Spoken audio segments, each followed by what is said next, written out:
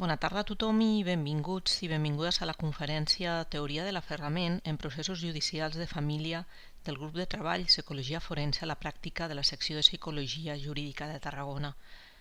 En primer lloc us presentem a la ponent. Martina Morell és psicòloga general sanitària, màster en Psicologia Clínica, experta en Psicologia Forense, autora del llibre Teoria de l'apego i crianza natural en los juzgados de familia, perit privat a Tarragona des de l'any 2010, membre del TIP i de les llistes coordinadores de parentalitat a Tarragona, professora associada de la Universitat Rovira i Virgili. Informar-vos que la conferència es grava, per la qual cosa estaran desactivats els micròfons i les càmeres de les persones que esteu ara mateix assistint a aquesta activitat. En la part final tindrà lloc el torn obert de paraules, on deixarem de gravar per tal que totes i tots pugueu intervenir amb les vostres preguntes i aportacions. La sessió acabarà a les 20 del vespre. Doncs, si us sembla, iniciem la conferència. Martina, quan vulguis. Gràcies. En la semana pasada la charla estaba dedicada a la gente que hace clínica y quería conocer un poquito más el mundo judicial, sobre todo la gente que se dedica al ámbito perinatal. Y la de hoy está dedicada a personas que trabajan en justicia, trabajan en el ámbito pericial, sobre todo peritos judiciales y peritos forenses, y quieren conocer un poco mejor la teoría del apego y la vinculación de los niños pequeños con sus cuidadores. Yo hago todo lo posible y lucho y me esfuerzo y trabajo por unir ambos mundos, lo que se sabe desde el ámbito de la experimentación y desde el ámbito de la clínica y de la psicología del desarrollo, que queda encerrado en su cápsula, transmitirlo al mundo judicial, y luego el mundo judicial, que es muy opaco, muy cerrado y muy incomprensible para las personas que no han entrado en este mundillo, hacerlo más visible y más transparente y que se conozcan un poco cuáles son los principios básicos de funcionamiento. Y ese está siendo mi caballo de batalla, ¿no? De ahí la necesidad de escribir un libro que aunara ambos mundos. En fin, voy a empezar explicando, lo que es la teoría del apego. Después, al final, cuando acabe la charla, veremos dos pequeños vídeos para que quede más claro lo que he explicado, para no interrumpir la charla y tener que quitar el PowerPoint y meter vídeo, pues lo haremos al final. Decir que la teoría del apego es más que una teoría, es una ley como la ley de la gravedad. De lo poco que sabemos del desarrollo humano, de lo poco que sabemos de nosotros mismos, que es absolutamente incontrovertible porque las pruebas lo demuestran una y otra vez, es la teoría del apego. Así como otras teorías psicológicas se han quedado por el camino, se han quedado cortas, se ha visto que estaban anticuadas, aquí, al contrario, la evidencia científica se acumula año tras año, experimento tras experimento, estudio tras estudio, y alcanza la categoría de ley. Es decir, que podemos discutir muchas cosas. Podemos discutir si es mejor la custodia compartida o es peor, porque las pruebas todavía no avalan una teoría u otra. Podemos discutir si es mejor dormir con los niños pequeños o no. Y podemos discutir en crianza muchas de nuestras acciones que hacemos con nuestros hijos, porque no está demostrado ni en un sentido ni en el otro. Pero la vinculación es así y es de esta manera, y eso es incontrovertible. Por eso, quienes trabajamos con niños debemos conocerla, porque es básico en la formación de la personalidad y en la formación del ser humano.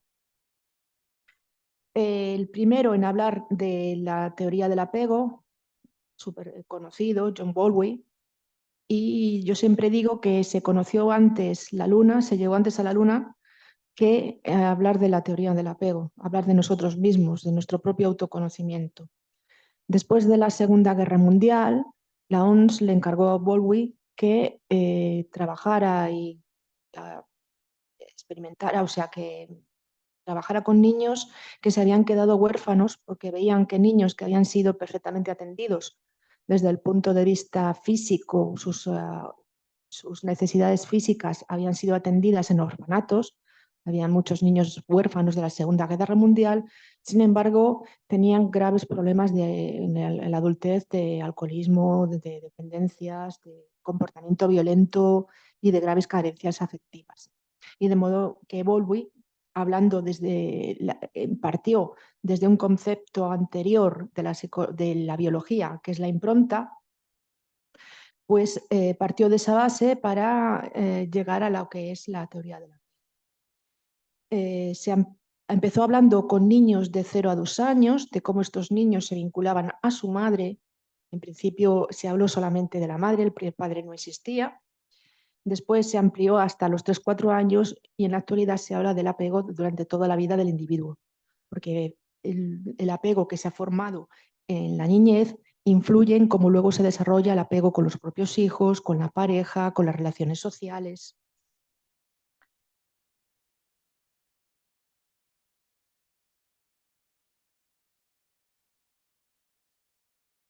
¿Qué es el apego? El apego es la necesidad de los niños pequeños de permanecer cerca de sus figuras de cuidadores, de permanecer cerca de sus cuidadores para utilizar ese cuidador como una base segura para explorar el entorno. Es la necesidad física y biológica nata y predeterminada que tienen de estar con sus cuidadores, que es una necesidad biológicamente impuesta y genéticamente predeterminada en el ser humano, igual que en la mayor parte de los mamíferos superiores. El apego es distinto en cada animal, pero la mayor parte de los mamíferos tienen esta vinculación. Entonces, cuando falla la figura del cuidador principal, el niño lo que siente es ansiedad de separación. Es lo que hemos visto toda la vida, ¿no? De los niños que entran en la guardería pequeñitos y empiezan a llorar, y llorar, y llorar, que para ellos cuando desaparece mamá, que suele ser la principal cuidadora, desaparece para siempre y su angustia es genuina y es biológicamente predeterminada y es una sintomatología que viene desde el apego.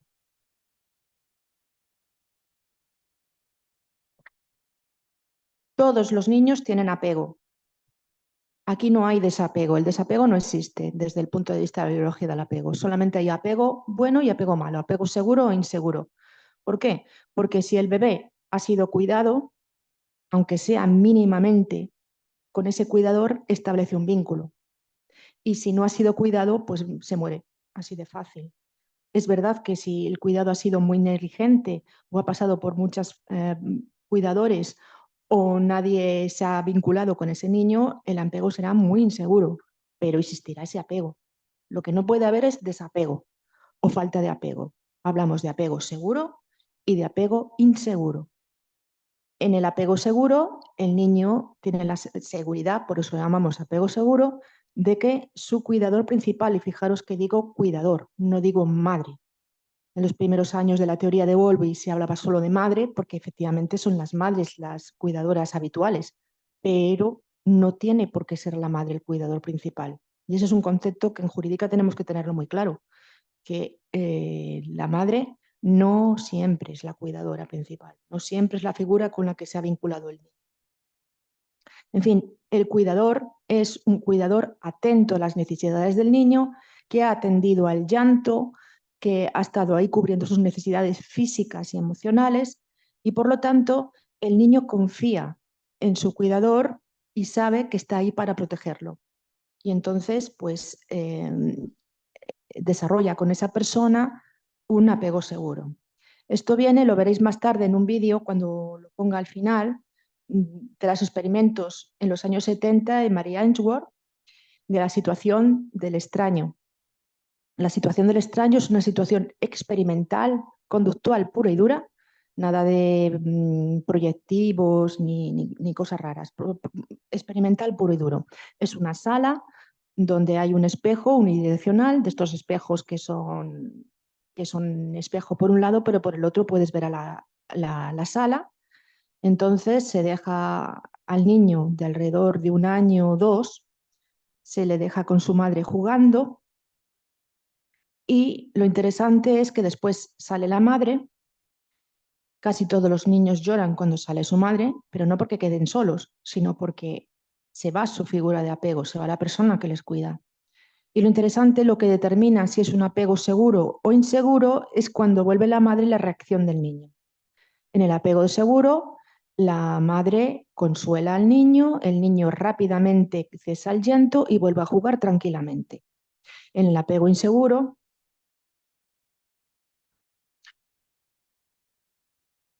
el niño no confía en su cuidador y no confía en que sus necesidades son atendidas y por lo tanto su reacción es distinta.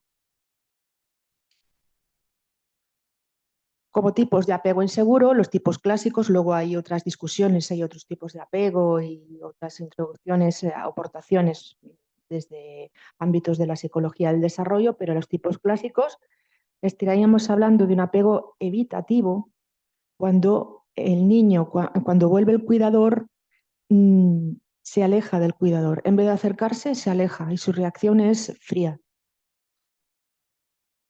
Y cuando se va el cuidador llora, porque todos lloran, pero llora bastante menos y enseguida se consuela solo, sin necesidad de que vuelva el cuidador. Y esto significa que el cuidador principal no ha atendido el llanto del niño, ha sido frío emocionalmente.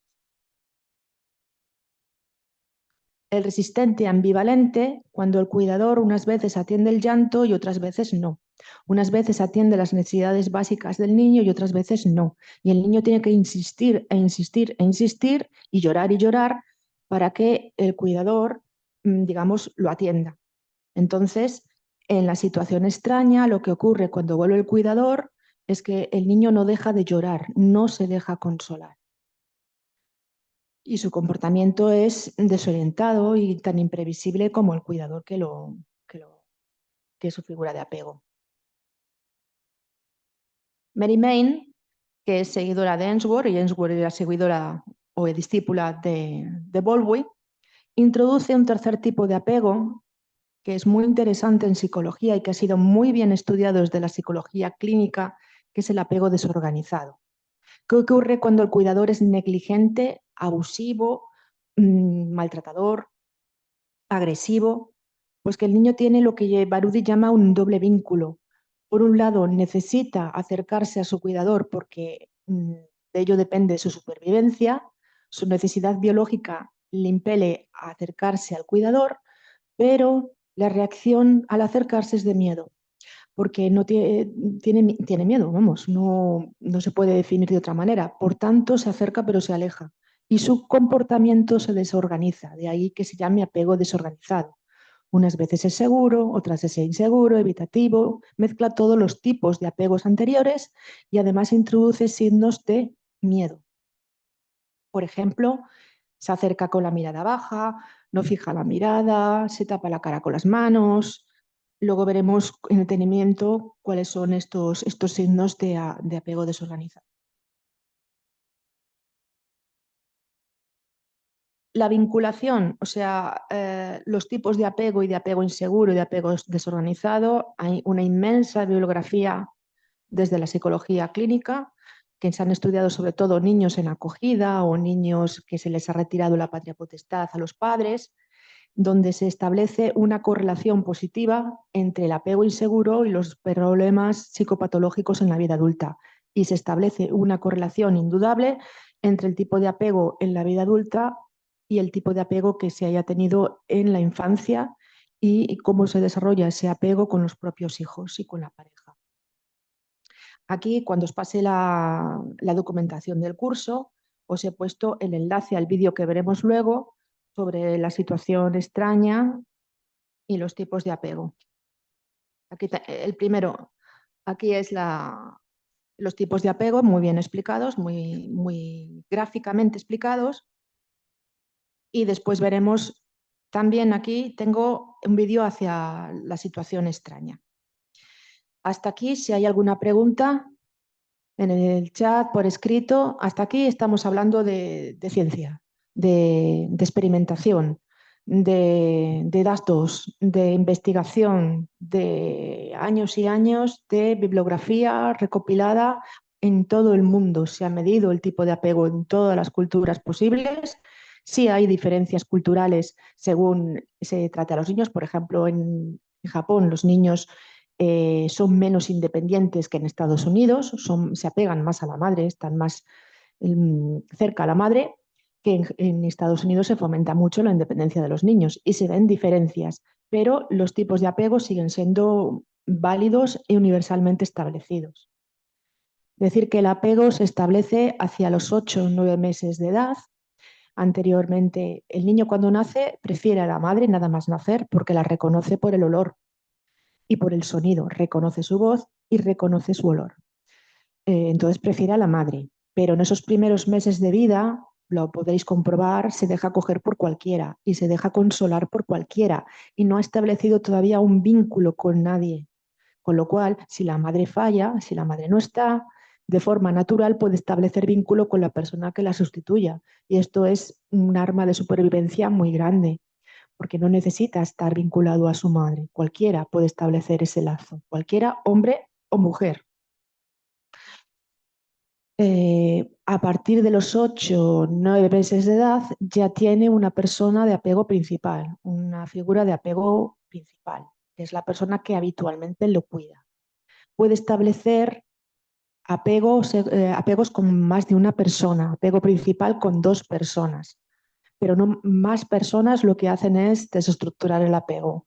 Si intervienen muchas manos cuidadoras en un bebé, lo que hacen es conseguir que el apego se establezca de una manera mucho más precaria.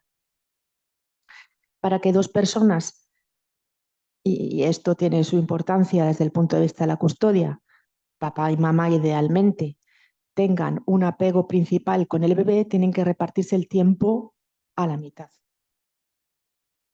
Lo cual no quiere decir que no pueda hacer lactancia o no pueda hacer colecho. De eso entraremos, pero tiene que tener cuidados con ambas personas. Lo habitual por razones varias, por razones biológicas, por razones culturales, es que la figura principal sea la madre y el padre sea lo que llamamos una figura de apego secundaria. Las figuras de apego secundaria se establecen a partir del año de edad más o menos y desde el apego principal, estableciendo un puente entre lo que es su figura de apego principal, la persona que normalmente lo cuida, y el resto de acompañantes familiares, el padre, la abuela, la cuidadora de la guardería, también puede ser una figura de apego secundaria, pero se establecen desde el apego principal. Entonces, los niños necesitan tiempo, sobre todo los niños pequeños, necesitan tiempo. Eso del tiempo de calidad es una tontería. Los niños necesitan tiempo, mucho esfuerzo. ¿Y qué pasa? Pues que los padres varones todavía no se implican en el cuidado de los niños al mismo nivel que las madres. No se implican porque no saben, porque no pueden, porque no quieren, porque su figura cultural ha sido la de proveedores. Muchos padres cuando nacen sus hijos, pues lo que se preocupan es de cómo voy a traer dinero a la casa, cómo voy a conseguir mantener a la familia, dedicando más horas al trabajo que a los niños.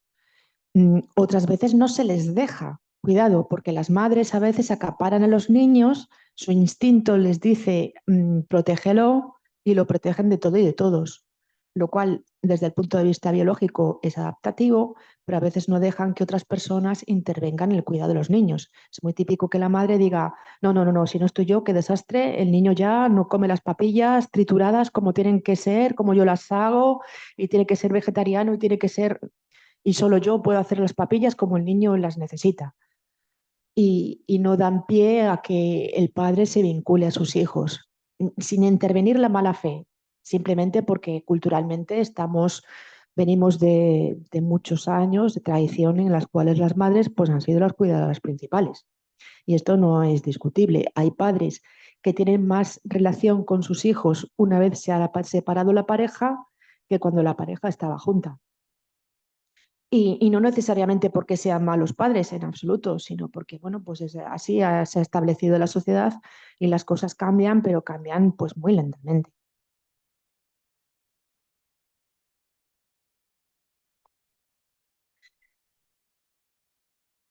El gran problema que tenemos en jurídica es cómo medir el apego.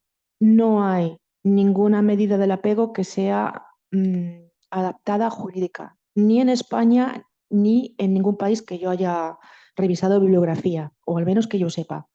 O sea, no hay medidas de apego que sean objetivas y estén adaptadas al ámbito jurídico. Y ese es nuestro gran problema y nuestro hándicap y una meta para el futuro. Todas las, todos los que voy a hablar de cómo medir el apego lo voy a hacer, son herramientas que se han desarrollado bien desde el ámbito experimental, con niños de acogida, básicamente, como antes dije, o bien desde la psicología del desarrollo. El primero, el más objetivo, el más científico, el que mejor lo mide, es, por supuesto, la situación extraña, que es experimental puro y duro. Claro, ¿qué pasa? Para medir el apego en situación extraña tienes que tener, pues eso, un despacho donde los niños puedan quedarse con sus cuidadoras, donde tú lo puedas grabar, donde lo puedas ver unidireccionalmente, necesitas un entrenamiento, en fin.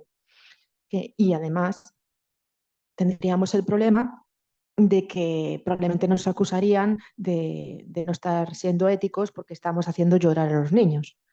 Entonces pisamos un terreno resbaladizo. La situación extraña yo no la veo aplicable al ámbito forense. Sé, por ejemplo, que en Alemania, nos lo comentaba un compañero que era forense en Alemania, sí que se aplica en el juzgado. Mm, me encantaría ver cómo lo hacen porque no le encuentro una aplicación práctica. Requiere mucho tiempo, mucho esfuerzo, es muy difícil, es problemática desde el punto de vista ético y, y bueno, pues queda ahí como una referencia que es más bien para el ámbito experimental que no para el día a día. Pero desde luego sería la manera indudable de aplicarlo. Y además solamente se puede aplicar a niños entre 1 año y 3 como mucho, que es el punto álgido del apego, es el punto álgido en el cual los niños desarrollan el apego y tienen esta necesidad de vincularse y estar cerca de su cuidador principal y donde exploran el entorno a partir de la figura del cuidador principal. A partir de los 3 años, pues su necesidad de estar cerca del cuidador principal disminuye. No es que no lo necesiten, evidentemente, pero no necesitan sentirse tan cerca tanto tiempo de la persona que les cuida. Por eso, no creo que sea casualidad que el colegio empieza a los 3 años en las guarderías. Las guarderías son controvertidas desde el punto de vista de la teoría del apego. Es verdad que se pueden vincular a la cuidadora de la guardería como un apego secundario, pero también es cierto que les cuesta mucho estrés y en general bastantes llantos. Y estamos acostumbrados a menospreciar el llanto de los niños como que fuera algo poco importante, cuando es su manera de comunicarse y desde luego para el apego es la atención del llanto, es básico para que se forme el vínculo. Bueno, desde el experimento de la situación extraña, que veremos luego un pequeño vídeo de YouTube, tenemos otros instrumentos que podrían adaptarse al ámbito forense. El primero de ellos es el cursor, el AQS de Quatters y Daine, que es una serie de ítems, os lo pasaré en la documentación para el curso, se lo pasaré aquí a nuestras chicas del COP para que os lo hagan llegar. En la documentación del curso os lo incluiré, cuáles son los 90 ítems del cursor. Está pensado para contexto natural, o sea, donde el niño se desarrolla, y en el ámbito forense es muy difícil aplicarlo y aplicarlos todos sería bastante complicado, pero sí que nos da unas pautas de qué tenemos que observar, qué es lo que tenemos que observar. En el primer año de vida, en los 2 primeros años de vida, donde no hay instrumentos estandarizados o no los hay de calidad o no podemos, el niño no verbaliza, la observación es fundamental. Es controvertido y forenses del ámbito judicial siempre nos dicen que entrar en el espacio natural de los niños es poco objetivo y yo siempre les contesto que ver a los niños en juzgados como ir a estudiar los linces al zoo. Va peor aún porque es un ámbito bastante desagradable para los menores en general y tener que ir a juzgado. Eh, Claro, si tú puedes ir a su casa y verlo en su propio ambiente, recabas más información, pero también es verdad que necesitas un espacio y un tiempo que desde el punto de vista de la justicia pues es difícil tener. O sea que cada perito tiene sus pros y tiene sus contras. Y ya os digo que aplicar la lista de los 90 ítems es complicado. la técnica se basa en ir siguiendo al niño y a su cuidador, ir apuntando cuando aparece un ítem y luego sí que hay instrumentos estandarizados para medir estos ítems. Pero habría que adaptarlo como todos los instrumentos.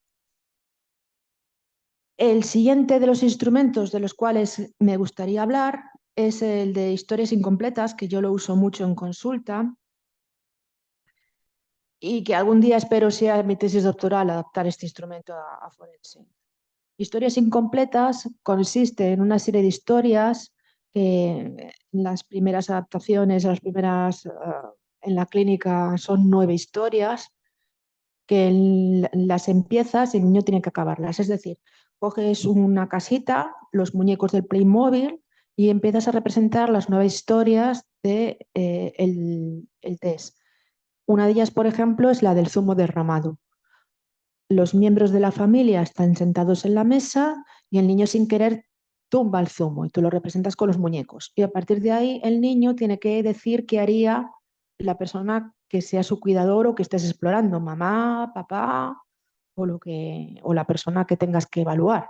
Y eso te da una información que es muy fiable. Lo que el niño explica es lo que vive, no se lo inventa. No tiene esa capacidad. Estamos hablando de niños muy pequeños y siempre se ha considerado una técnica proyectiva, pero a mí me parece que es más una técnica conductual que proyectiva, porque si el niño te explica pum, pum, pum, la mamá sale y le hace pum, pum, pum al niño, es probablemente porque esta situación el niño lo ha vivido. No, o si la madre dice, no pasa nada, cariño, lo voy a recoger con un trapito.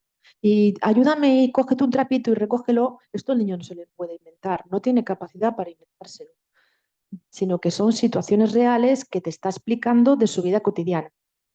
A mí jugar con los muñecos me parece que es una manera muy buena de medir el apego y medir las historias de los niños pequeños.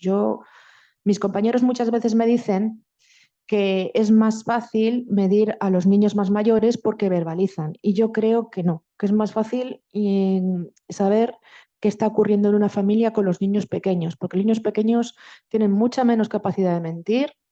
Es verdad que pueden estar inducidos o pueden estar contándote recuerdos falsos o pueden estar intentando proteger a mamá y a papá o decir que esto es muy típico en forense. No lo sé, no me acuerdo, mamá, papá me cuidan muy bien, todos son iguales, pero cuando lo representan en el juego, ahí es cuando puedes ver su mundo interior. Yo me acuerdo de un niño que tenía esto que nosotros llamamos conflicto de lealtades, como es tan frecuente encontrar en clínica, y bueno, pues me decía, pues papá me cuida muy bien y mamá me cuida muy bien. Y cuando le pasas el cuestionario de preferencias infantiles de Marta Ramírez, que tan útil es y que me parece un instrumento fantástico, te quedan los ítems mitad y mitad. Pues quiero ir con mamá y quiero ir con papá, y quiero que venga mamá y quiero que venga papá. Y no le sacas de ahí. Y cuando le preguntas, bueno, ¿y qué tal en tu casa? ¿Qué juegas con papá? Pues todo muy bien. Y cuando le haces preguntas más afinadas de cuál es su relación y su vida cotidiana, te contesta, no sé, no me acuerdo, se me ha olvidado, no quiero seguir. Pero cuando juegas con él, cuando jugaba yo con este niño, con los Playmobiles, mi casita y las historias, me decía, bueno, y entonces llegó papá, el papá de esta niña, y le quemó la casa se convirtió en zombie. Pues hombre, no hay que ser forense para darse cuenta que allí pasa algo, de que no es normal, de que no es una historia positiva, que exprese una vivencia agradable en absoluto. A mí me decía este niño, papá directamente, papá que mató a mamá y mató al niño y quemó la casa. Pues vamos, es que no hace falta ni ser psicólogo para darse cuenta de que allí algo falla, de que algo no está bien. Lo bueno de las historias incompletas es que en el ámbito clínico y en el ámbito experimental están estandarizadas y tienen unos parámetros que son muy objetivos, están muy claros cuando un apego es de un tipo y cuando un otro apego es de otro. Y yo cuando hablo de apego siempre hablo de apego seguro e inseguro. Seguro o inseguro. Yo ya no entro en tipos de apego porque sería afinar mucho y complicarlo mucho. siempre hablo de apego inseguro y procuro no complicárselo más a los jueces, pero te afina mucho y con un entrenamiento que tenemos cualquier perito que haya estado en juzgados tiene este bagaje, lo puedes ver claramente los tipos de apego y qué vinculación tienen con sus figuras principales. Y te da una serie de parámetros que son objetivos. Por eso digo que algún día las historias incompletas sería mi ilusión poder adaptar este instrumento al ámbito forense. Algún día cuando me jubile y tenga tiempo.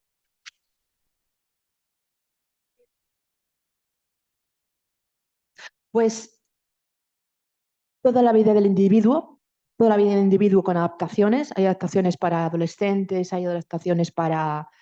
Pero yo lo utilizo hasta los 6 años. ¿Por qué? Porque a partir de los 6 años hay instrumentos objetivos y por tanto prefiero que el niño conteste y, y decirle al juez, mire usted es que ha rellenado este papel pero y cuando ves que el niño no quiere hablar de algo, es un instrumento fantástico. Yo no lo usaría con adolescentes, porque los adolescentes te pueden decir, pero tú de qué vas, pero fácilmente lo podríamos emplear hasta los 10 o 11 años sin ningún problema. Y con niños pequeños hasta los 6 es fantástico. Porque además niños muy pequeños que no pueden verbalizar mucho, sí que pueden con con los muñequitos jugar. Yo en el despacho tengo, mira, otras veces me los he traído, eh, una familia de caballos, mamá caballo, papá caballo, caballito pequeño, otro caballito pequeño, y un león. Y entonces introduzco un elemento de estrés como es, primero está el caballito con el papa. O si es niño, caballito. Si es niña, la yegua. Está el caballito con su papa. Introduzco un elemento de estrés como es el león, que es lo que hace la situación extraña, introducir un elemento de estrés. Y entonces el niño tiene que terminarme la historia y decirme qué va a pasar a continuación. Un niño con apego seguro lo que va a decir es mamá espantó al león o mamá se hizo amigo del león y todos jugaron tranquilamente, o como mínimo mamá o papá le dieron coces al león para que se fuera, fuera, malo, malo, malo. Claro, cuando el niño me dice, pues papá salió corriendo y el león se lo comió, el caballito se lo comió el león. O peor aún, cuando viene el caballo, a mí esta historia me la han contado, niño de 4 años, llegó el caballo y se comió al niño. En vez de comerse el león al niño, el caballo, papá, mamá, se comió al niño. Pues a lo mejor el niño no te ha verbalizado un maltrato, pero hay que pensar y sospechar, es un indicio bastante, bastante fuerte. Claro, explica al juez que el niño ha contado una historia en la cual el caballo se comía al caballito. Bueno, nos queda mucho camino por recorrer. Uy, no sé, no quería enrollarme mucho con esto de medir el apego, pero es que es fundamental. Si no lo podemos medir, no nos sirve de nada. Hay un instrumento que utiliza el pata negra, que todos conocemos y que es fácil de encontrar y que todos hemos utilizado. Utiliza el pata negra, pero no con la utilización clásica de las historias y cómo lo cuenta el niño, no, sino que utiliza algunas de las láminas del pata negra seleccionadas para que el niño te cuente la historia y a partir de la historia que cuenta, mirar qué ítems hacen referencia a situaciones. Por ejemplo, hay una lámina del pata negra donde un pato ataca al cerdito y le coge la cola. Eso también es una situación de estrés. Y también volvemos a introducir esa historia, volvemos a preguntarle al niño, volvemos a lo mismo, a la historia del león. ¿Qué va a hacer mamá? ¿Qué va a hacer papá? ¿Es protectora? ¿Es una persona sensible a las necesidades del niño? ¿O es una agente que induce estrés al niño, que induce agresividad al niño? Y también tiene este test que utiliza el pata negra, se ha estandarizado para adolescentes y todavía no está, creo que están haciéndolo ahora para niños, pero insisto, está utilizado para la experimentación, no para el ámbito clínico. Eh, hay una, nosotros, el PPE, ¿Cómo era? El cuestionario de estilos educativos, que lo conocemos todos, PEE, que es la P, ¿qué significa? Eso, me salía el nombre. Perfil de estudio de estilos educativos. Todos hemos utilizado alguna vez el perfil de estudios educativos, que es, por decirlo de una manera amable, muy básico y muy fácil de falsear. Bueno, es un instrumento muy difundido, muy conocido, pero a mí me parece muy limitado.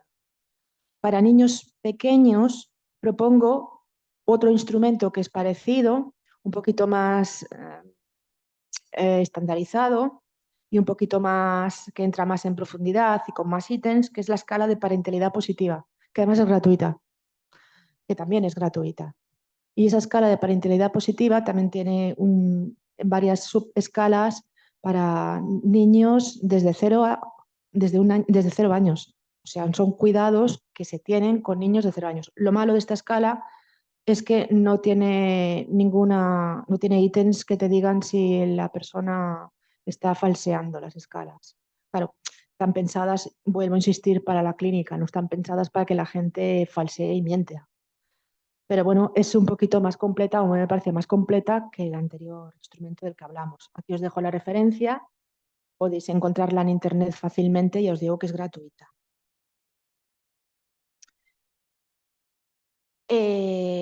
Luego os lo enseñaré estos dos instrumentos que os propongo, hay dos instrumentos que son fantásticos y que son baratitos, porque eso también cuenta, que son las escalas de identificación de prácticas educativas familiares que vienen del ámbito de la educación y la evaluación de la competencia parental, que igualmente vienen del ámbito de la psicología de la educación.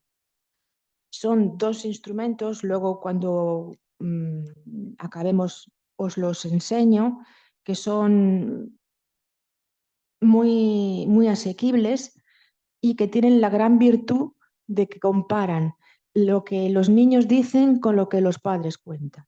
Con lo cual, aunque los padres siempre van a quedar como padres y superpadres, pues los niños te van a dar un feedback de ver si ellos perciben de esta manera a sus padres como superpadres o ya la cosa es un poquito menos. A mí han sido dos escalas que he encontrado y que me parecen fantásticas y que están muy poco conocidas porque se han quedado circunscritas al terreno de la educación. Y son dos escalas que están pensadas desde la teoría del apego. Y tienen estadísticas, quiero decir que están estandarizadas, no son proyectivas, son cuestionarios.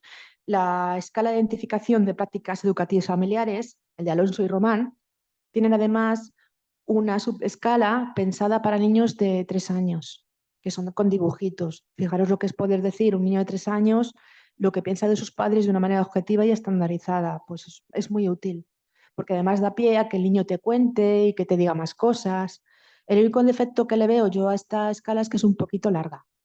Luego os las enseño. Vale, pues hasta aquí. Si tenéis alguna cuestión, alguna pregunta. Sí, Martina, tenemos una pregunta de Jorge. Nos dice, Mm, buenas tardes. Me gustaría conocer su opinión sobre la introducción de técnicas proyectivas en el ámbito forense. Complicada. Yo es que, para empezar, no soy de formación proyectiva. Yo vengo del mundo conductual y a mí lo proyectivo me ha dado siempre un poco de yuyu, de repelús. Pero claro, los instrumentos que yo os estoy diciendo, por ejemplo, historias incompletas, que se considera una técnica proyectiva, a mí me parece que está en el límite de lo que es experimental. ¿Por qué? Porque es muy gráfica y muy tangible y las correlaciones son muy claras. Mm, si el niño te dice que hay elementos de sangre y violencia, esta no es una vivencia normal de un niño. No, de un niño. Elementos de sangre y violencia no tiene por qué contar un niño de 3 años. Zombies se comieron a los niños, el cerebro de los niños y todo estaba lleno de sangre. Me parece que es bastante gráfico y bastante poco. poco dado a la imaginación y a las sutilezas. ¿Qué pasa con las otras pruebas más digamos, proyectivas? Pues que hay que tener muchos conocimientos para interpretarlas. Yo uso el dibujo y uso un dibujo infantil, pero lo uso de una manera muy gráfica. Insisto, si en el dibujo aparecen elementos de sangre y violencia, para mí está muy claro. Si los dibujos eh, vienen con manchas, agujeros o incluso con elementos escatológicos, está muy claro. Pero hay que hilar muy fino porque yo he visto en un informe de un equipo psicosocial, no de juzgados, sino bueno, da igual, vamos a dejarlo ahí, decir en este informe que en el dibujo del niño se veía claramente el trauma del nacimiento. Rozamos un terreno peligroso. Es fácil decir cosas que son complicadas de demostrar. Lo proyectivo tiene que estar muy demostrado para que pueda llevarse a juzgado. Vale, tenemos Sí, claro. una Sí, claro, aportación de claro. Carme y nos dice, en el COP, en las pruebas de experteza para miembros del TIP, no se aceptan estas técnicas. Ya, pero ¿qué haces con un niño que tiene 2 años? Nos queda la observación. Los di- a ver, yo no hago las pruebas del TIP, pero creo que, por ejemplo, los dibujos infantiles sí que tienen una amplia trayectoria demostrada, estandarizada y con elementos que puedes interpretar. Mm, Es un terreno de resbaladizo, es un terreno resbaladizo, lo reconozco. Por eso a mí me gusta más la observación, sí que no tiene vuelta de hoja. Si el niño se cae y no pide ayuda a su cuidador principal, pues estamos hablando de un apego inseguro y eso no tiene vuelta de hoja. O sea, es observación pura y dura. Yo siempre que se pueda prefiero las técnicas objetivas, por supuesto. Por eso digo que todas estas técnicas hay que adaptarlas al ámbito forense y estandarizarlas. Pero reconozco que a veces lo proyectivo nos puede dar una información que de otra manera no llegas. Yo las técnicas proyectivas no las uso nunca con adolescentes y adultos.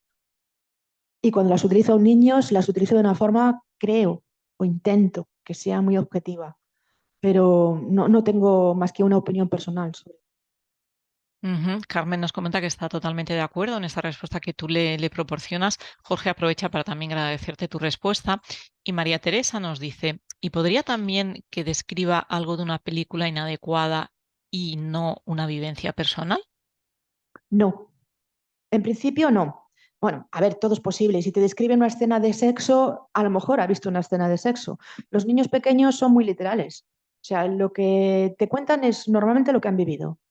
Mm, Primero, si ha visto una película en la cual los niños son maltratados, ha estado viendo un contenido inadecuado para su edad. Y eso también nos hace alusión a una práctica parental un poquito negligente.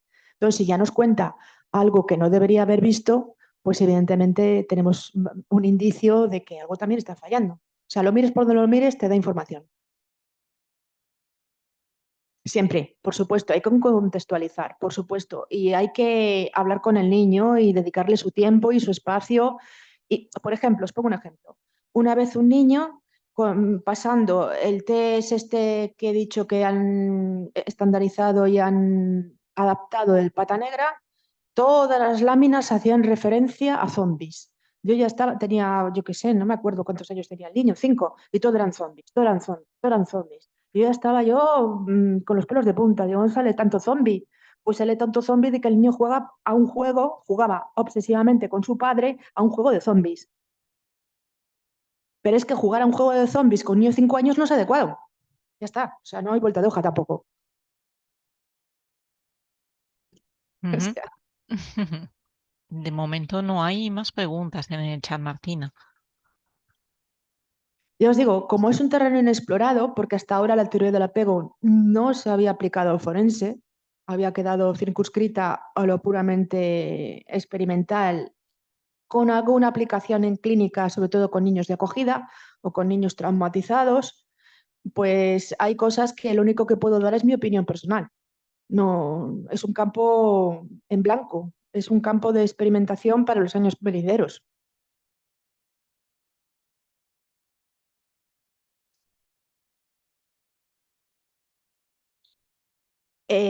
Hasta ahora he hablado cada vez me voy metiendo más en terrenos inexplorados y ahora lo que voy a decir, lo que voy a hablar es opinable. Yo entiendo que algunos de vosotros con lo que yo diga no estéis de acuerdo. Es una derivación, creo, lógica de la teoría del apego, pero no está demostrado. Es decir, empezamos con la guardia y custodia, que es un tema complicado. La tendencia, y lo sabemos todos y todas, es dar guardias y custodias indiscriminadamente. Están dando guardias y custodias a niños de 4 meses. Están dando guardias y custodias avaladas por profesionales a niños bebés, dando 3 días a la madre y 3 días al padre. Desde el punto de vista de la teoría del apego, esto es un desatino. Obviamente, si el niño necesita tiempo y espacio para vincularse con una persona, pues necesitas darle ese tiempo y ese espacio. Pero es que además los niños pequeños, para que el cerebro se desarrolle adecuadamente, no voy a entrar aquí en temas biológicos, necesitan un mundo predecible. Y esto es básico de su desarrollo. No solamente necesitan un cuidador principal, sino que necesitan la seguridad que les da un mundo predecible. Y cuando le cambias de casa cada 3 días, su mundo no es predecible y sus hábitos se descolocan. Y cuando pasa por demasiadas manos, porque pasa por mamá, por papá, por la guardería, por la abuela materna, por la abuela paterna y además un cuidador profesional, el apego se desestructura. Es una consecuencia lógica de lo que hemos estado hablando anteriormente. Claro, al padre necesitas darle tiempo y espacio para vincularse con sus hijos, igual que la madre, obviamente.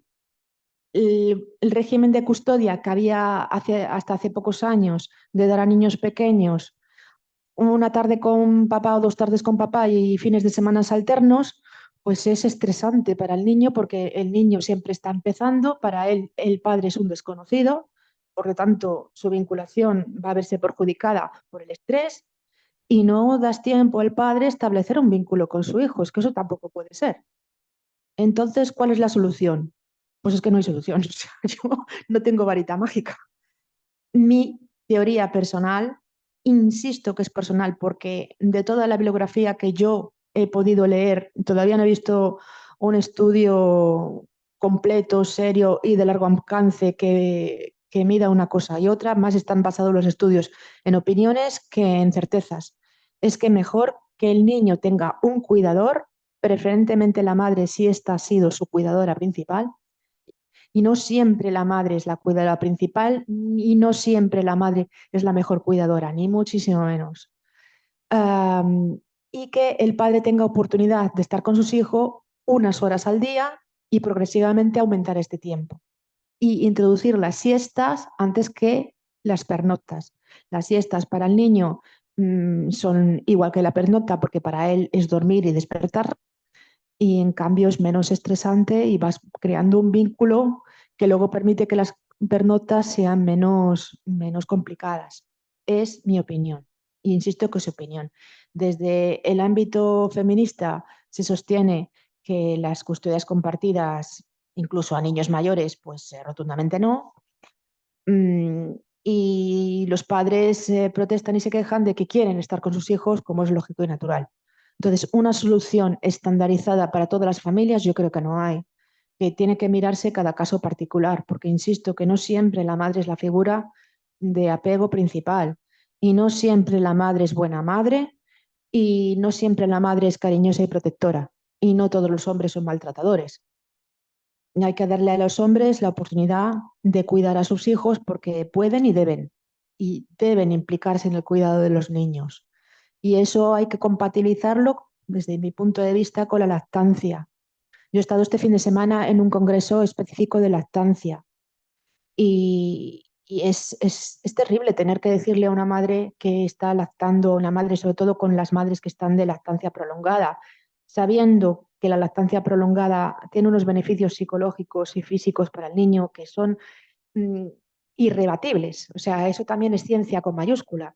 La lactancia es lo mejor para el niño, otra cosa es que a veces no se pueda. Entonces, cuando no se puede lactancia materna por las razones que sean, gracias a Dios tenemos una alternativa válida. Pero cuando no hay razones que lo impidan, la lactancia es muy superior al biberón. Y bajo mi punto de vista, los hombres también deberían mentalizarse de que es así y no verlo como un impedimento para vincularse con sus hijos. Creo que los regímenes de custodia, guarda y custodia deberían respetar la lactancia y deberían respetar más a las madres que lactan, porque no es una manera de quitarle el niño a su padre, es una necesidad y un derecho que tiene el niño. Lo cual no quiere decir que el biberón sea malo ni simplemente no está a la altura de la tetada, ya, y es así. Se puede vincular a un niño y ese vínculo, ese apego es de igual calidad, aunque la madre no haga lactancia. Esto es independiente. Lo que hace que el vínculo con el cuidador principal se establezca es sobre todo la atención al llanto. El que el llanto sea atendido y sea atendido de una manera eficaz. Entonces, uno de los indicadores en la evaluación de un cuidador es su capacidad de calmar al bebé cuando llora. Esto es observación. Y bajo mi punto de vista, habría que respetar el colecho, cuando se hace y cuando no se hace. Hay muchísimos padres que duermen con sus hijos y no están locos, ni es una manera de quitarle el niño a la madre ni el niño al padre. Y hay muchos padres que no están de acuerdo con el colecho y tampoco están locos y se puede compatibilizar que la madre duerma con el niño y el padre no y al revés. O sea, respeto. Y así como la lactancia ha demostrado que sin ninguna duda es superior al biberón y es lo mejor que le puedes dar al bebé, todavía tampoco hay ningún estudio suficientemente coherente y avalador de que el colecho sea mejor o sea peor para los niños. Lo digo porque junto a la teoría del apego se ha desarrollado las técnicas y las prácticas de crianza natural, que ya estamos entrando en un terreno del día a día de las familias que es más subjetivo. Lo que sí que está claro es que un bebé necesita rutinas, necesita tiempo para vincularse con ambos padres y necesita estabilidad. No puede pasar por 5 cuidadores en una semana o en un día, porque eso no permite que se establezca un apego seguro. Y esto es ciencia, no es que yo quiera ir en contra de las necesidades y deseos de nadie. Discúlpame, Martina, hay una aportación de un compañero que está asistiendo. ¿Te parece que la hagamos ahora? Hoy, por favor, sí. Sí, mira, Àngel Sí. nos dice, potser algun dia es podrà gravar judicialment l'observació o l'estudi del nen o nena i la interpretació serà la que sigui, però l'observació es podrà parametritzar, contrastar entre ells i les pèrits, com una prova preconstituïda. És una proposta. Totalment d'acord amb tests projectius per observar nens i nenes i en persones adultes com a prova complementària. Tampoc cal descartar aquestes proves per conèixer-les. Una altra cosa seran les conclusions forenses, per suposat. Y luego discutiremos por la prueba constituida, si está bien hecha, si está mal hecha, si los parámetros se han seguido o no se han seguido. Pero bueno, eso es el alma del pericial, discutirle a la otra parte. Es nuestro trabajo. A raíz de lo que comentabas, María Teresa nos dice, no entendí si antes de los 3 años se puede desarrollar un apego principal por igual hacia los dos cuidadores, padre y Sí, madre, o uno será principal y otro secundario. sí, sí. O sea, el primero es principal, se establece hasta los 8 o 9 meses, ya tenemos el apego principal. A partir de ahí se establece el secundario. Contra más tiempo pase con la figura secundaria, antes y más fuerte será ese vínculo. Pero a los 3 años el vínculo es igual de fuerte con ambos cuidadores. Vale, no hay más aportaciones de momento en el chat. Sí. Y si quieres, es que si no, no se te oye. Ahora le acercamos su micro de mano.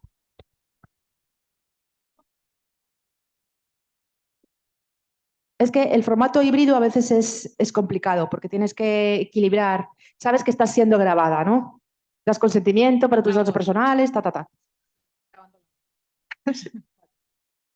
Que estamos hablando todo el tiempo del menor en el centro y el menor debe estar en el centro. Pero es que en un informe pericial no solo observamos al menor, observamos a los progenitores, las familias que rodean a esos progenitores, los entornos y los contextos, incluso las escuelas si lo permiten. Entonces, claro, el decir, ¿pasarías un informe en pruebas proyectivas? Mi respuesta profesional sería no. Exclusivamente en proyectivas, no, pero es que creo que nadie lo basa únicamente en pruebas proyectivas porque existen muchas otras pruebas que podemos administrar a las familias, a las escuelas, la misma observación, hablar con otras personas, revisar la documentación. Para que una familia venga con absolutamente nada, que no tenga ningún recorrido, que sea una familia, digamos, no tenga pasado, es muy extraño. Todo el mundo tiene un vínculo con algo, ¿vale? Entonces, es importante siempre, y siempre en el centro está el menor y el beneficio superior del menor, pero no olvidemos que están los entornos, los contextos y la persona que ha solicitado la pericial, la otra parte, las periciales que ya se han presentado los informes, que eso también nos da información para hacer un informe y para las conclusiones. Somos como hormiguitas, un poquito de aquí, un poquito de allá, un poquito de acá, vas comparando, vas reuniendo la información, sí, así actuamos los forenses normalmente. Basarlo también todo en una sola entrevista en la que has estado con una persona una hora, pues es pobre. Y lo que decías tú, es muy importante también lo que nos explica un menor, por ejemplo, en un dibujo. O es que mi padre le pegó. Si yo dejo aislado, el menor dice que el padre le pegó sin saber en qué situación, es muy importante que los forenses sean rigurosos, seamos rigurosos en también con los menores, no tener miedo a preguntar y a saber a qué se está refiriendo el menor. Si un menor me dice a mí, ahora aquí, es que le toca al chocho. Claro. Sí, sí. Yo tengo que preguntarle a ese menor, ¿qué es el chocho? Sí, sí, totalmente de acuerdo. Entonces, no caigamos en el, no, es que es un niño, no le puedo preguntar, no, perdona. Lo estás teniendo al frente, los has evaluado, tú has aceptado evaluar a ese menor, pregúntalo y hazlo de una forma coherente y adaptada a su edad. Totalmente de acuerdo. Y luego para mí la observación es básica y sobre todo en niños pequeños. Por ejemplo, una de las cosas que hago es en el despacho o en su propio domicilio, pongo al evaluado a trabajar en el test con el niño pequeño al lado. Y para mí ver qué hace el niño es básico. Si el niño está jugando y viene, mamá, mira qué bonito, pues es un indicativo muy bueno. No es el único, no basaría un informe solo en eso, pero es una gotita más que llena el vaso. Claro, si tú estás viendo que están juntos la madre y la abuela y el niño tiene sed y le dice, abu, abu, aba, y no se lo dice a la madre, se dirige antes a la abuela que a la madre, pues es otro indicativo. Que, vuelvo a decir lo que hizo Oriana, perdona. Es muy cierto, somos eso, hormiguitas, vamos llenando el vaso, pero como estos instrumentos son muy poco conocidos y la teoría de apego está muy mal divulgada, pues yo insisto en estos, pero no es lo único que utilizo, por supuesto. Utilizo observación, entrevista, test objetivos siempre que los haya. El contrario, bueno, es la gran ventaja que tenemos los psicólogos de parte, ¿no? Que podemos dedicarle todo el tiempo que sea necesario hasta que tengamos una conclusión objetiva que podamos demostrarla. Pero vamos, no vamos a dudar aquí ahora de que tenemos un trabajo complicado, muy controvertido. Eso no lo vamos a discutir, creo que en eso estamos de acuerdo todos. E insisto, algunos de vosotros no estaréis de acuerdo conmigo en que la custodia compartida para niños pequeños pues no es adecuada. Yo esto lo baso más en mi opinión personal que en que pueda demostrar estudios y pruebas, que los hay, pero los hay de un lado y de otro. O sea, hay estudios para todos los colores y ninguno es definitivo ni tiene la solidez estadística como para demostrarlo a largo plazo. Con lo cual, pues bueno, nos basamos un poco en lo que tenemos. Y a mí me parece también que cuando utilizamos lo que llamamos hora del juego, verás en informes, incluso nosotros, yo misma lo he utilizado, escribir en el informe la observación en la hora del juego. Muy bien, pero ¿qué hemos observado? ¿Qué es la hora del juego? ¿Cómo se estudia? ¿En base a qué se compara? ¿Con qué parámetros? Pues la teoría del apego nos ofrece instrumentos con estos parámetros y con estas definiciones teóricas que son muy sólidas. Entonces nos ofrece un instrumento que a mí me parece que es muy válido y que debería difundirse más. Pues estoy aquí hoy. Pero este es mi caballo de batalla y esto es ya una opinión personal. Y esto cuando vino al mundo mi hijo, me convertí a la crianza natural y a partir de ahí pues he luchado por introducirla y difundirla en el ámbito forense.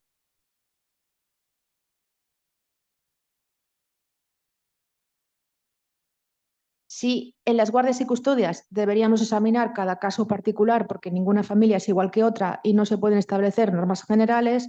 Cuando hablamos de niños pequeños, pues ya mucho más y con mucha más trascendencia. Cuanto más pequeño es el niño, mayor es trascendencia la decisión que se tome en juzgado. Insisto que la cuidadora principal muchas veces no ha sido la madre, ha sido la abuela materna, la abuela paterna, el padre. Situaciones en las cuales el padre te dice, mira, yo creo que mi mujer tiene depresión postparto porque no se ocupa del niño y a mí me está machacando psicológicamente o incluso me ha agredido físicamente, pero no me separo de ella porque entonces no veré a mis hijos, pues son situaciones que todos hemos vivido y que son muy lamentables, es verdad. Si te vas, la guardia de custodia o va a ser compartida o se la van a dar a ella, muy difícilmente se la van a dar al padre y a lo mejor en esa situación ha sido el padre el cuidador porque la madre o no estaba en condiciones o no estaba capacitada. O sea, problemáticas hay muchas y el problema que tenemos en justicia, yo creo que hay injusticia, hay muy buenos medios, muy buenas leyes, excelentes profesionales, lo que no hay es tiempo y dinero, como siempre, pero es que esa situación perjudica a los niños. Y, por ejemplo, yo personalmente nunca, bueno, borremos la palabra nunca, que luego me meto en líos. Yo no haría un informe avalando la guardia y custodia compartida de un niño de 1 año. Pues claro, ¿qué pasa? Que cuando yo evalúo al niño tiene 1 año, cuando sale al juicio tiene 4. Entonces, pues bueno, pues yo le digo al padre, pues a lo mejor hay que solicitarlo ahora para que te lo den dentro de 3 años. Con la pandemia esto nos ha pasado a todos. La vinculación que es básica en el primer año de vida, el que le haya tocado la pandemia, madre mía, pues bueno, todos sabemos cómo está juzgado. No entro ahí.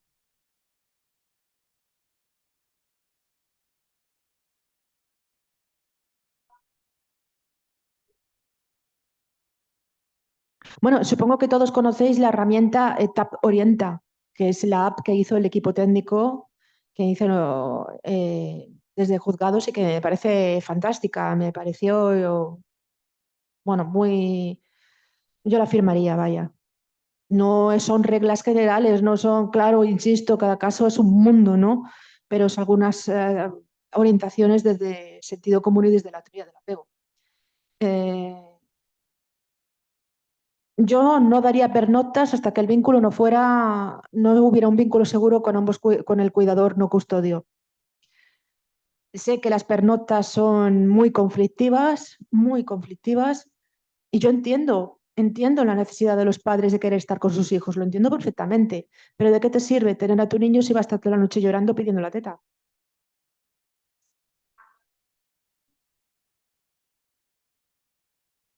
Hasta los 8 meses se establece el vínculo primario, sí, a partir de ahí el secundario.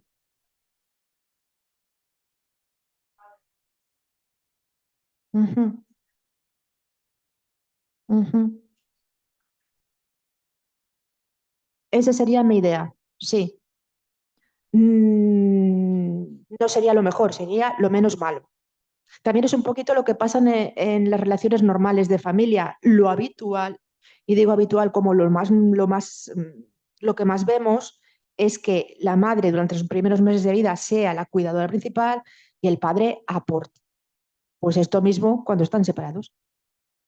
Este es mi punto de vista. Ojo, podemos entrar en discusiones y todo debate es enriquecedor siempre que se haga desde el respeto.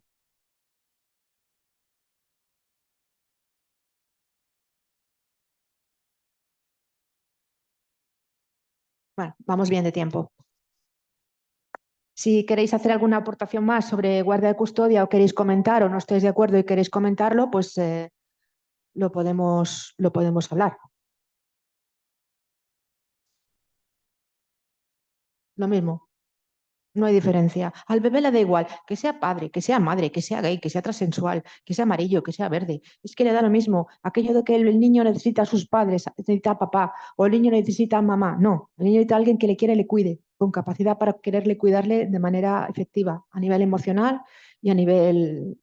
Cuando son dos padres, es mucho más probable que ambos se hayan implicado. Es mucho más probable que haya un cuidador principal doble, que en las parejas heterosexuales es raro, pero en las parejas homosexuales es más probable que ocurra. Y cuando son dos madres, lo mismo, claro, evidentemente. Nos comentan, disculpad las compañeras y compañeros que están online, que si en el momentito de las personas que estáis aquí presencial podéis acercaros el micro para que se oigan bien las preguntas. Gracias, ¿eh?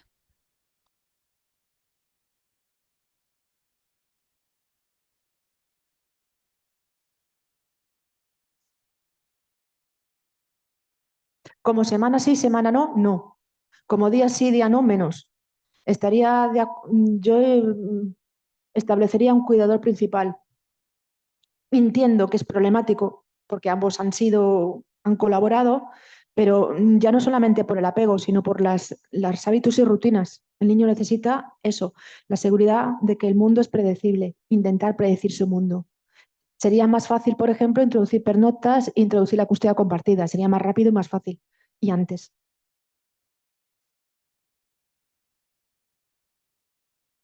No te entiendo.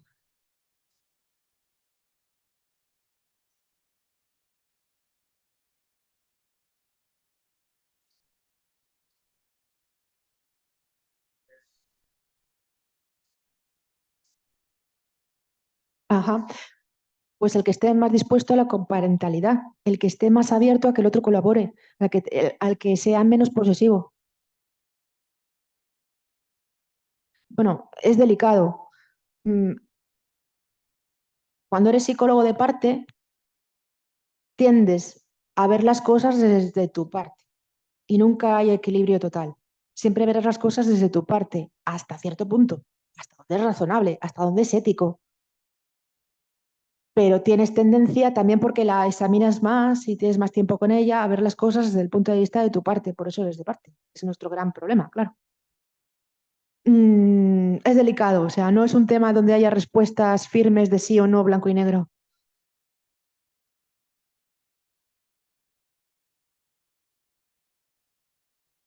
Ahora, lo que yo no recomendaría es lo que están haciendo de hacer 3 días con mamá y 3 días con papá. Yo me parece terrible, porque además tienes que meter lo que os digo, la guardería, los cuidadores secundarios, la abuela, el abuelo, pues no sé. Y si en ese caso de que hubiera una pareja y ambos estuvieran implicados y todo lo que me has dicho, también tendrían en cuenta si hay hermanos de otra pareja. También la vinculación con los hermanos, también los bebés se vinculan secundariamente a sus hermanos. Y si el hermano mayor ha sido el cuidador principal, por la razón X, porque esa familia esté desestructurada y por desgracia la hermana mayor haya tenido que ocuparse de su familia, será esa la cuidadora principal. Ya os digo que al niño le da igual que sea hombre, que sea mujer, que sea gay, que sea transexual, que se pinte los ojos de verde, que sea blanco, que sea azul o negro. Es más, ha habido casos de niños lobo, de niños vinculados con un apego hacia los lobos, porque se han abandonado en el bosque. Estos casos se han descrito, son muy raros, gracias a Dios, se han descrito.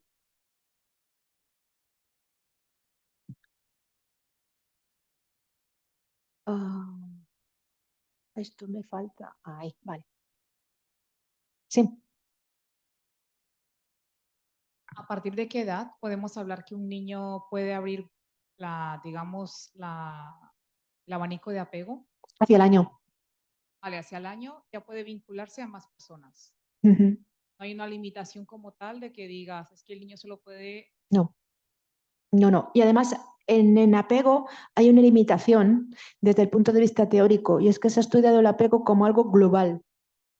Lo que le falta a la teoría del apego es estudiar cómo se vincula cada persona por separado. Esto a la teoría del apego, como lo han estudiado como algo sí o no, como algo familiar, no lo han tenido en cuenta desde el punto de vista clínico. O sea, en el clínico, en los casos clínicos y experimentales, no han tenido en cuenta de los casos en los que los niños tienen custodias diferentes o cómo se vinculan con diferentes personas. Esto es lo que le falta a la teoría del apego y que está por estudiar y por demostrar de cómo se hace.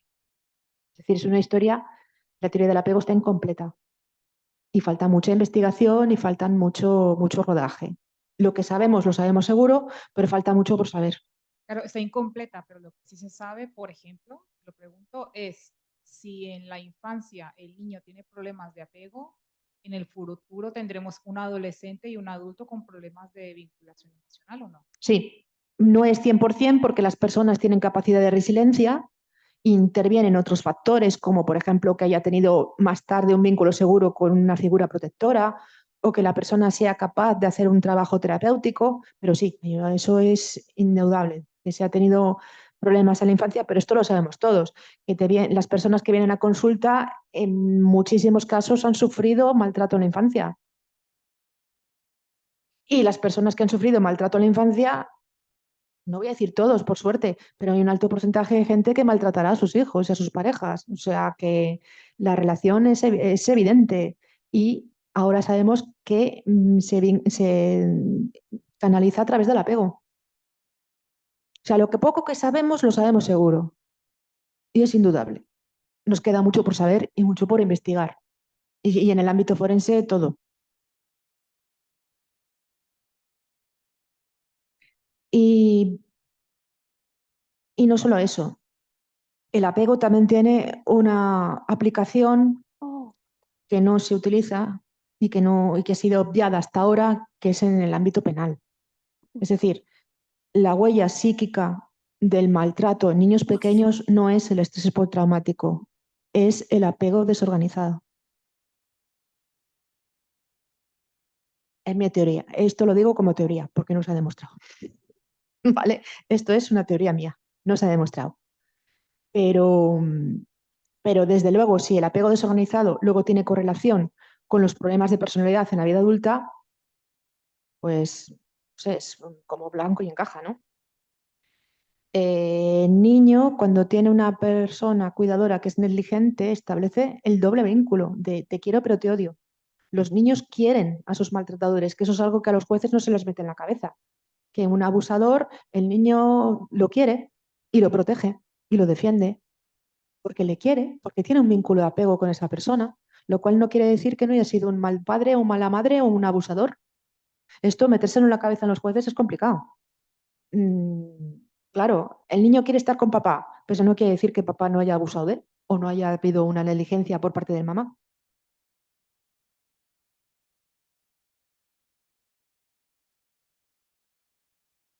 Ay. Son la misma diapositiva, ¿eh? Lo que pasa es que la he hecho luego en dos porque ahí quedaba muy pequeño. O sea, no os preocupéis que no me saltó nada. Indicadores específicos de maltrato. No lo digo yo, lo dice Barude, es mi ídolo. Y son cosas que yo he observado también en la clínica y que en la jurídica y que vosotros veréis que también es verdad. O sea, cuando a un niño le dices, cuando corretean por el despacho y le digo, para, a veces lo hago adrede, para, y el niño hace así, uy, uy, uy, uy, uy, uy, uy, ya es un mal signo. O se autocastiga, o se golpea a sí mismo, las autolesiones en niños pequeños. No estamos hablando de adolescentes que se sienten mal y se acuchillan. Estamos hablando de niños que se pegan, que se dan contra la pared, que se meten debajo de la mesa, que se asustan por cualquier ruido, se sobresaltan, lo veréis. Los niños que han venido acogidos de Ucrania, tú los haces ¡bu! Y se meten debajo de la mesa. Porque cualquier ruido extraño les sobresalta y les asusta, porque claro, han venido de oír las bombas y evidentemente eso te condiciona. Luego, en las historias y dibujos aparecen la sangre, la mutilación, la muerte, la escatología. Esos son signos bastante evidentes de apego desestructurado y de indicadores de maltrato.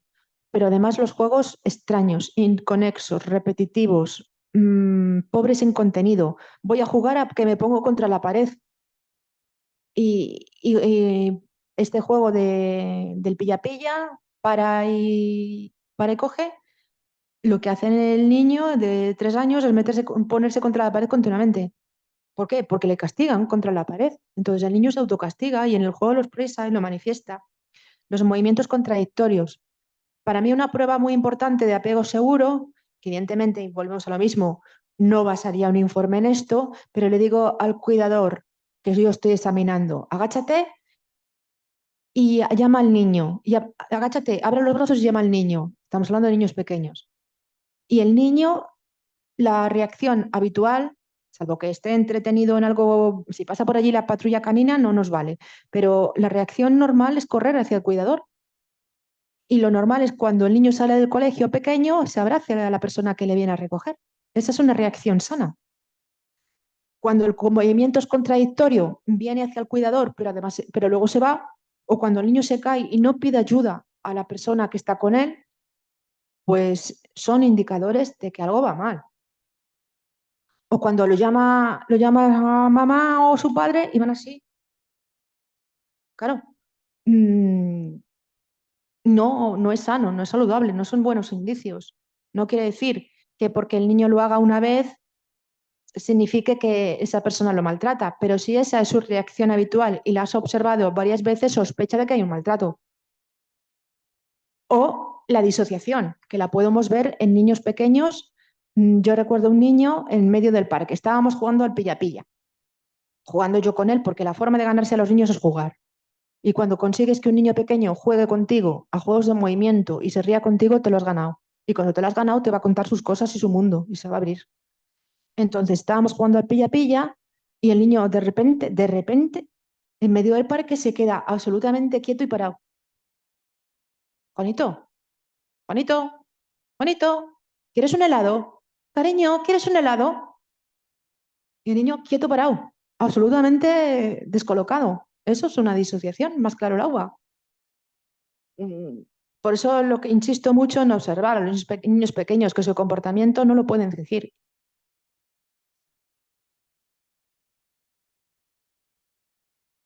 Hay indicadores que no son exclusivos del maltrato, que aparecen en todas las patologías infantiles, entonces no te dan información tan de primera mano, pero hay que tener en cuenta, por ejemplo, la hiperactividad. ¿Cuántos casos de niños son diagnosticados como hiperactivos cuando lo que tienen es ansiedad o lo que tienen es estrés postraumático o lo que tienen es un problema del vínculo? Muy típico en el acoso escolar. Es que no se concentra para estudiar. Hombre, es que tiene una manada de lobos intentando comérselo. ¿Cómo se va a concentrar, por Dios mío? Y la hiperactividad está sobrediagnosticada. Y es un signo, cuando hay maltrato, muchas veces hay hiperactividad. Igual que hipersexualidad. No solamente es un signo de abuso sexual. La hipersexualidad también puede ser un signo de ansiedad. Porque se calman y se tranquilizan, los niños se calman y se tranquilizan con las estereotipias. Y una de las estereotipias puede ser masturbarse, perfectamente. Cuando un niño que no tiene problemas de autismo tiene estereotipias y son muy repetitivas, también hay que pensar que son signos de disociación.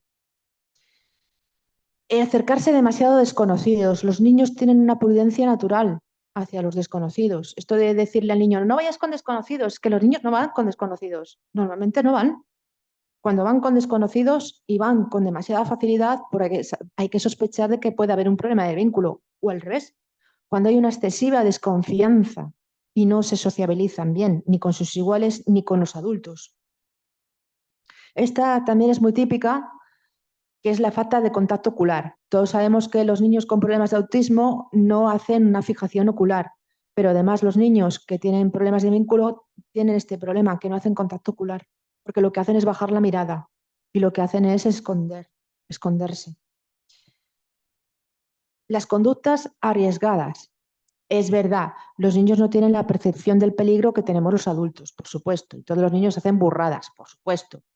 Pero cuando estas son muy evidentes y excesivas y además muy continuas, hasta el punto de autolesionarse y que no les importe, pues puede ser un indicativo de que hay un problema de un trastorno de vida. Las autolesiones, los insultos que se hacen a sí mismos, es que soy tonto, es que soy vago, es que soy estúpido, eso es indicativo de que alguien les dice que es tonto, es vago, es estúpido. La agresividad, este es uno de los más conocidos. No todos los niños agresivos han sufrido malos tratos, ni todos los niños que sufren malos tratos son agresivos, pero hay una correlación muy alta. hay una correlación muy alta y sobre todo cuando esta agresividad es máxima. Recuerdo, no se me olvida en la vida, un caso de una niña que la pillaron con 4 años en el casal de Estiu, la pillaron metiéndole un palo por la vagina a otra niña. Pues ya me diréis si eso es normal. Otra cosa es que el juez le pareciera que era un juego infantil. Bueno, eso ya es cosa de los jueces, ¿no? La frialdad emocional, la falta de empatía, es un signo de que la vinculación con sus cuidadores no ha sido una vinculación segura. El maltrato a otros niños más pequeños, si a mí me maltratan y el adulto me enseña de que me se impone por la fuerza, por eso los castigos físicos y los castigos psicológicos son inadecuados, porque me están enseñando a manejar a los demás, a someter a los demás por la fuerza. Si a mí me castigan, yo lo que hago, si el adulto me castiga porque es más grande y más fuerte, lo que voy a hacer es castigar al que es más pequeño y más débil que yo. Más claro como el agua, evidentemente. Esto no hace falta ni que lo mencione, está sobradamente documentado.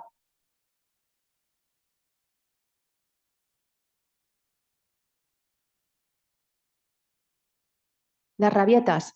Todos los niños tienen rabietas, absolutamente todos. Los niños pequeños tienen rabietas. Es normal, es natural, es parte de su desarrollo y recordemos que los niños hacia los 3 años tienen la etapa del no, que es muy enervante para los padres. Y es la etapa de no, no quiero, yo solito. Y es la etapa en la cual le dices, Juanita, ¿quieres un helado? No. Bueno, pues no quieres un helado. "Shh, no. Bueno, pues nada, vámonos a casa. ¡Quiero un helado! ¡Guau! Es insufrible. O sea, hay que tener mucha paciencia y es una parte normal de su desarrollo. Rabietas van a tener todos, pero las rabietas muy fuertes y continuadas son, son signos de una vinculación insegura.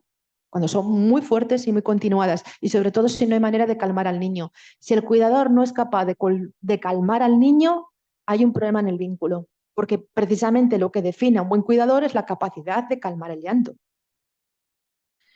Por supuesto, la falta de control de esfínteres.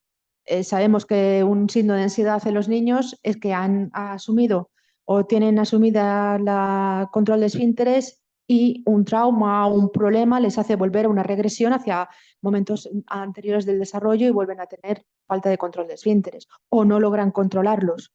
La falta de control de esfínteres en niños más mayores pues es un indicativo de estrés, muy claro.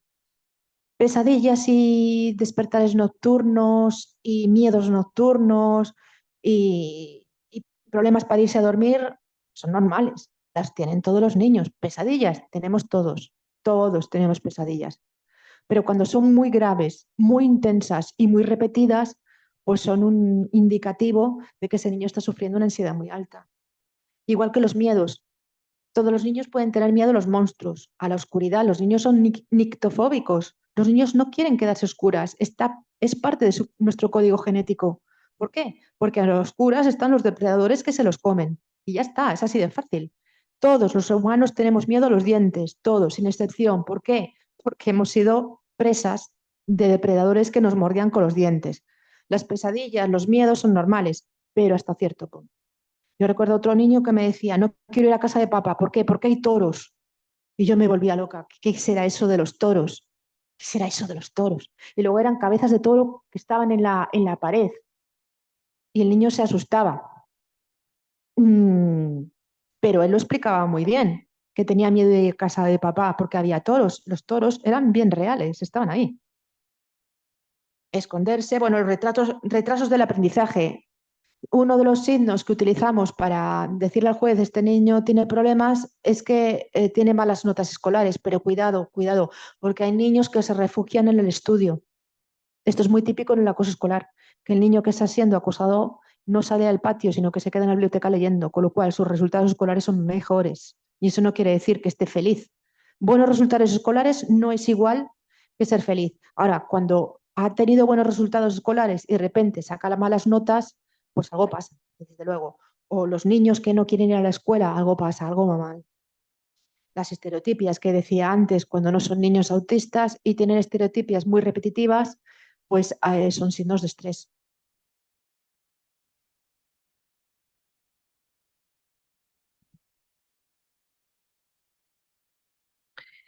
Carencias emocionales.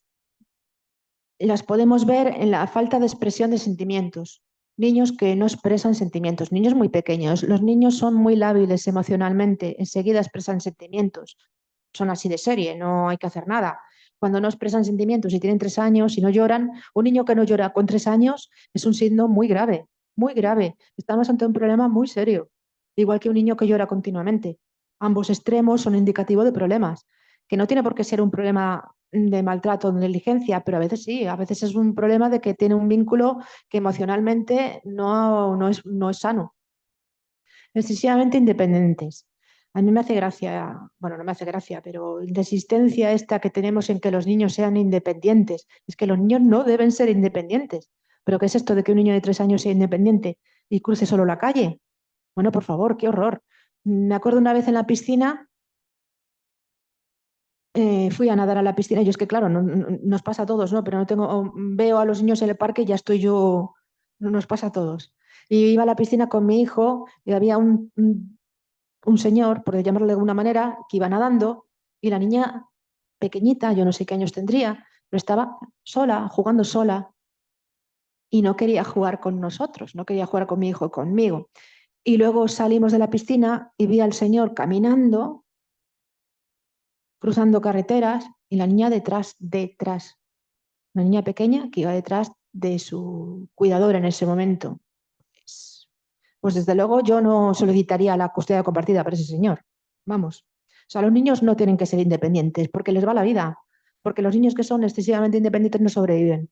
Y cuando son excesivamente independientes y hacen todo solo y no quieren ayuda y se caen y no lloran y se caen y no piden ayuda a su cuidador, eso quiere decir que el cuidador está siendo negligente. La falta de empatía.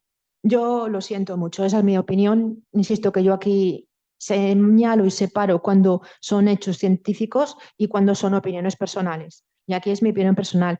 Mi opinión personal es que la empatía es una cualidad que se desarrolla. Mm, Entonces, cuando un niño no tiene empatía, es porque esa cualidad no se ha desarrollado y por lo tanto ha habido problemas del vínculo. Esa es mi teoría. La tendencia al aislamiento social. Hay niños que son muy tímidos y no pasa nada, son así y ya está. Hay niños que no quieren jugar con cualquiera. Pues vale, pues no pasa nada, son así y ya está. Cada uno tiene derecho a ser como es. Pero el aislarse socialmente, pues no puede ser un buen indicativo a partir de cierta edad. Cuando dejamos el juego en paralelo de los niños pequeños, ya sabéis que hasta los 2 años juegan en paralelo y no se relacionan. A partir de ahí tienen que relacionarse y si no se relacionan con otros niños, pues mal vamos, que pueda ser señal de un autismo o de otras carencias, otras cosas, ¿no? Pero a veces también es por un problema de vínculo. Y la tendencia a llamar demasiado la atención, es que este niño lo hace por llamar la atención. Es que llamar la atención y querer llamar la atención continuamente es un problema y es indicativo de una carencia emocional o de una carencia incluso física. E intentar dominar el grupo por la fuerza, ser un acosador, es indicativo de un problema del vínculo, es indicativo de un problema emocional. Y los niños pequeños pueden ser acosadores, que esto se nos tiene que meter a la cabeza. Los niños de guardería, hay niños que muerden sistemáticamente, arañan sistemáticamente y son agresivos con sus compañeros. Por la agresividad se aprende. Y hay niños de 6 años, yo recuerdo un niño que tenía 5, estaba en P6 porque era el último en cumplir los años y me decía, bueno, es que me tengo que dejar pegar porque si no, no me dejan jugar. Eso es acoso. Y el acosador, el dirigente de ese grupo, pues probablemente sea un niño que ha tenido una vivencia, una historia de agresividad en su propia casa.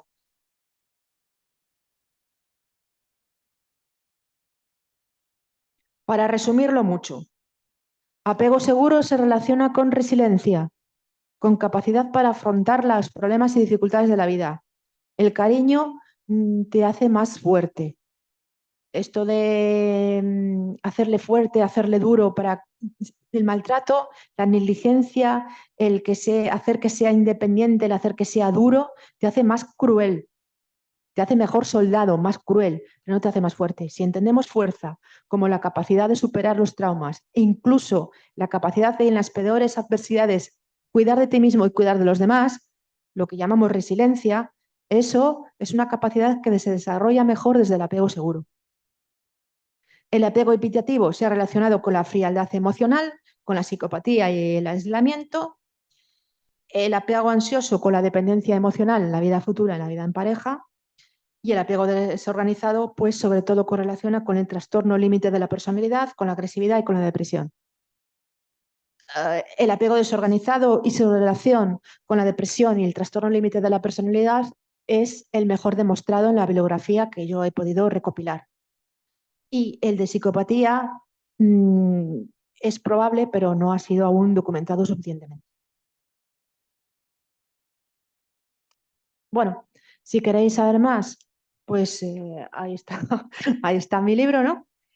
Y ahora, si os parece bien, me gustaría que vierais los dos vídeos que tenía preparados, ahora que ya he terminado la exposición, y luego veremos los dos test que he traído para que los veáis. Si Martina, podéis. sí, una cosita de nada. Teníamos a Carolina cuando nos estabas haciendo toda la exposición del tema de la empatía. Nos dice totalmente de acuerdo contigo. Dice, la empatía se desarrolla, es decir, el niño aprende esta conducta como parte de la cognición social. Más que nada para que tuviéramos en cuenta también su aportación. Bueno, está en debate. Quiero decir que hay un debate abierto, siempre ha habido este debate de si el psicópata se hace o se nace. Ahora lo que nos están diciendo es que una parte se nace y otra parte se hace, que hay una parte biológica. Pues yo lo siento, pero no me lo creo. No me lo creo, porque hay que tener en cuenta que el sistema límbico se desarrolla ya desde la pancha de la madre y si la madre sufre estrés, el cortisol influye en la modulación del cerebro, influye en la modulación del sistema límbico. Luego, yo lo siento mucho, pero eso de que el psicópata nace no me lo creo. Que igual dentro de unos años me tengo que tragar mis palabras, pero porque yo me atengo a los hechos. Si hay algo que se demuestra y tengo que reconocer que esto me he equivocado, pues lo tengo que reconocer y ya está. Vale, si es posible, podemos pasar a los vídeos.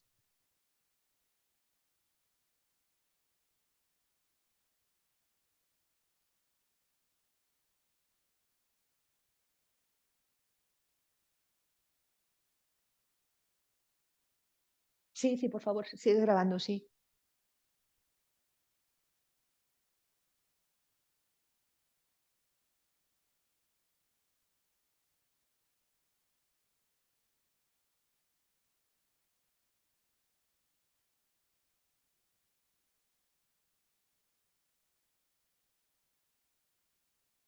Vale, en este vídeo vamos a ver los tipos de apego y me parece que es muy gráfico y está muy bien explicado y se entiende mejor que todo lo que yo pueda decir.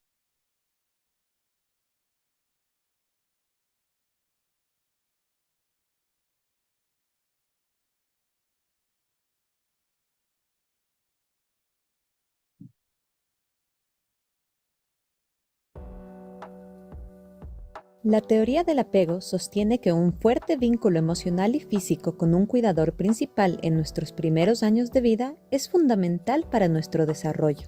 Si nuestro vínculo es fuerte y tenemos un apego seguro, entonces nos sentimos seguros para explorar el mundo. Sabemos que siempre existe esa base segura a la que podemos regresar en cualquier momento. Si nuestro vínculo es débil, nos sentimos con apego inseguro. Tenemos miedo de salir o explorar un mundo de aspecto bastante aterrador, porque no estamos seguros si podemos regresar.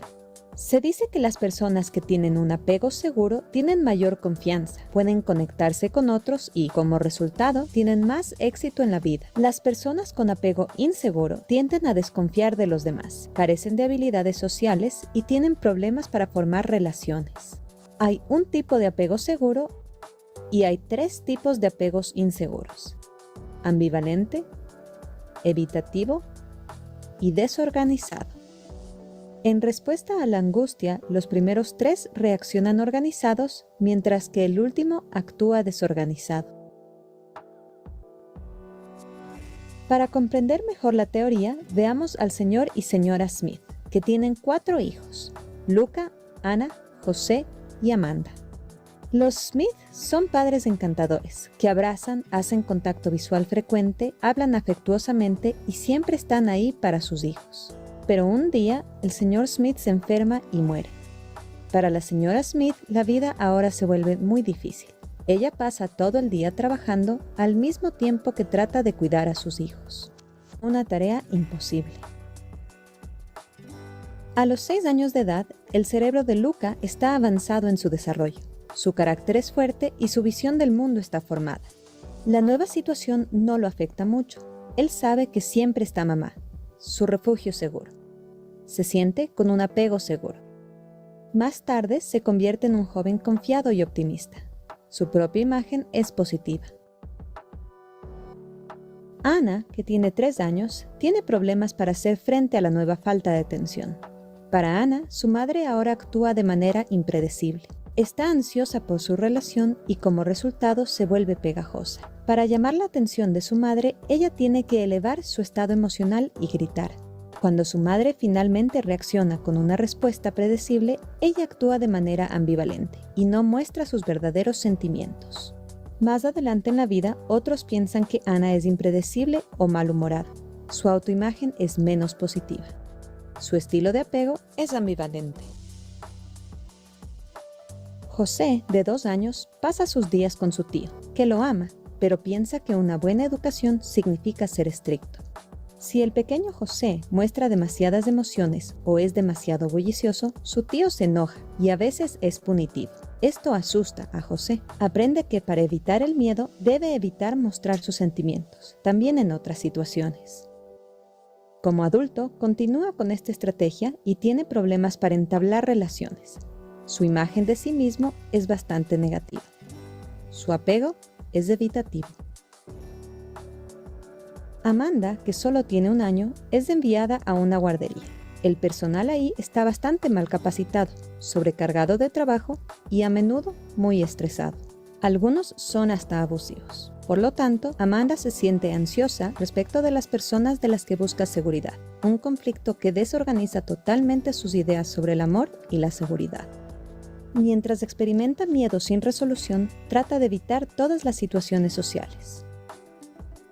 Como adulta, ella se considera indigna de amor. Su imagen propia es muy negativa. Su apego es desorganizado.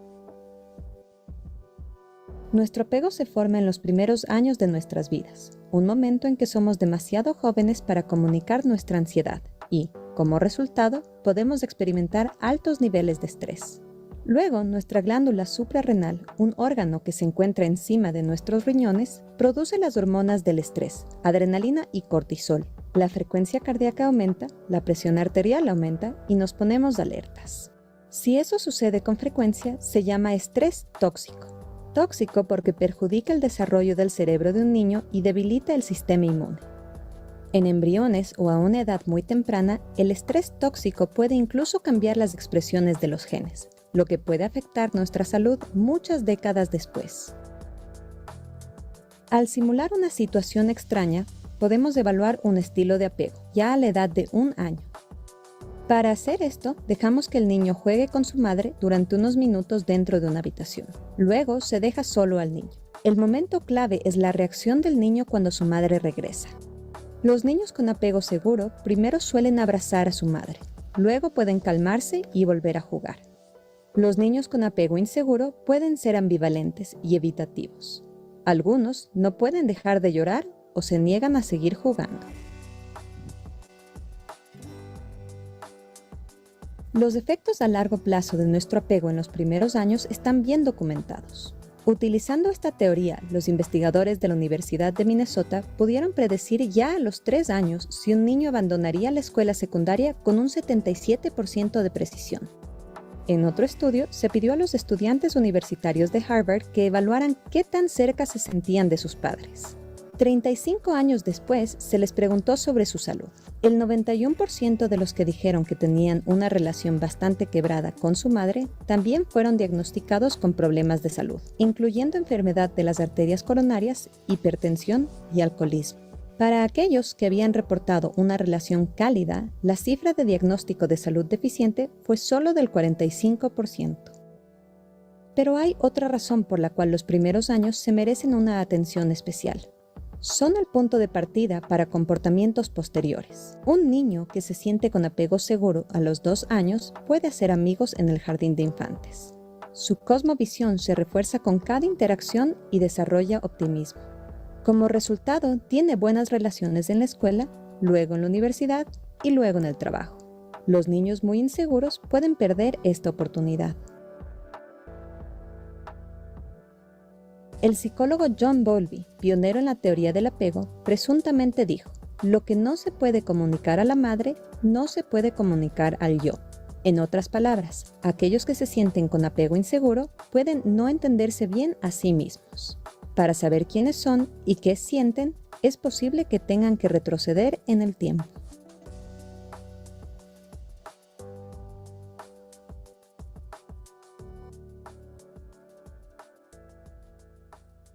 Bueno, Los me videos de gustan Sprouts muchísimo. se publican bajo la licencia Creative Commons. Eso significa que nuestros videos son eso es. gratuitos y cualquiera puede descargarlos.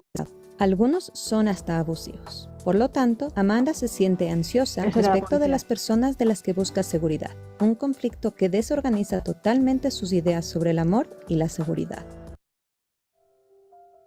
Espera un momento. A mí me gusta mucho ese vídeo porque creo que lo explica muy bien y es muy claro, y me gusta porque en la misma familia vemos los 3 tipos de apego y cómo la vida puede ser pues muy complicada, muy complicada. Y yo doy clases en la universidad y estos 2 vídeos los pongo a todos los alumnos. Ahora vais a ver la situación extraña. Este vídeo es un poco antiguo, es clásico, pero lo vais a ver en vivo y en directo y creo que es muy enriquecedor.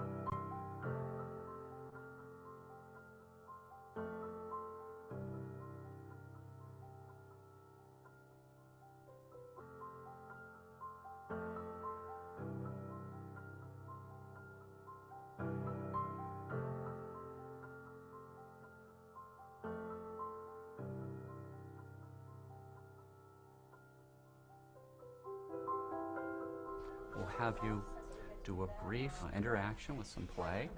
Then, in just a few minutes, we'll send you back in. You step in the door. Everett Waters is studying how far our childhood experiences influence our behavior as adults. We'll come down to the lab. Okay. We'll do this now. This experiment, which I watched through a two-way mirror, is designed to gauge how secure is the crucial relationship between mother and child. Okay, this bunny is going to go here, and that bunny will be on top. The value of the test has been established in studies that would watch a child 1-year-old and then follow it up and interview them about their relationships to their parents when they were 21 years old. So we're quite confident in the long-term significance of this relationship. Here, that's Peter.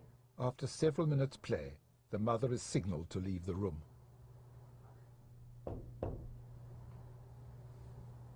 Sweetie, I'll be back in 1 minute, okay? I'll get you back in 1 minute.